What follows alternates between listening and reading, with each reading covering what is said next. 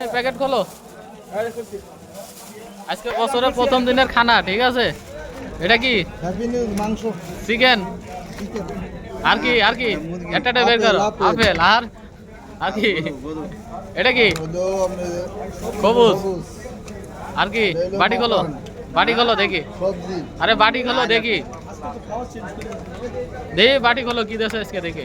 ডাল, ডাল দে, এদিক তো ডাল ক্যামেরা সামনে ধরো। বুঝলাম না। এই যে ডাল, হ্যাঁ রাখো, হ্যাঁ তো ডাল।